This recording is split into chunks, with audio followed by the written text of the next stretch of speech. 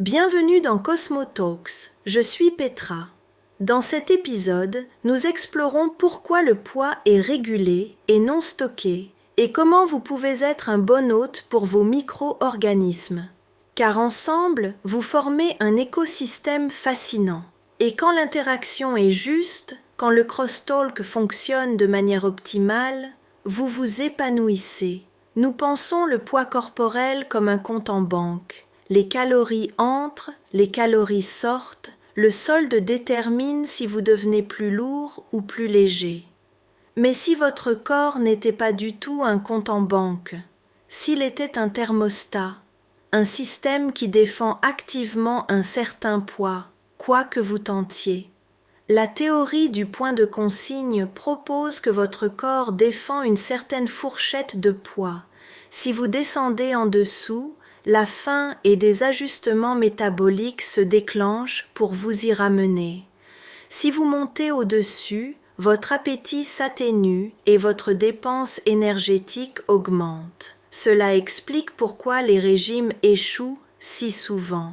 Vous luttez contre un système qui défend activement un poids différent de celui que vous visez. Mais voici ce qui est intéressant. Le point de consigne n'est pas figé, il est influençable. Et l'un des facteurs qui l'influence, votre microbiome. Vos bactéries intestinales communiquent avec l'hypothalamus, la région du cerveau qui régule l'appétit et le métabolisme.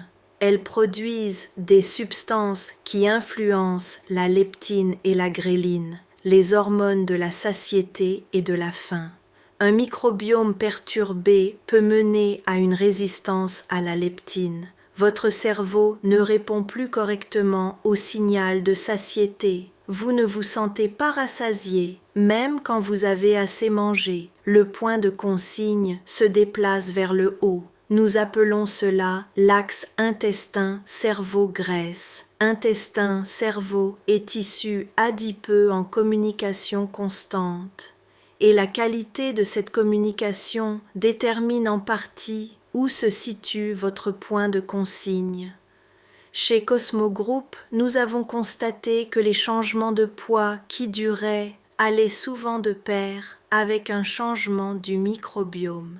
Les personnes qui perdaient du poids et le maintenaient avaient des profils de microbiome qui évoluaient avec elles. Celles qui perdaient du poids et le reprenaient avaient souvent des microbiomes restés inchangés, la mémoire dont nous avons parlé plus tôt. Cela suggérait qu'une perte de poids durable n'est pas seulement une question de calories, mais de déplacement du point de consigne. Et cela demande un microbiome qui change avec vous.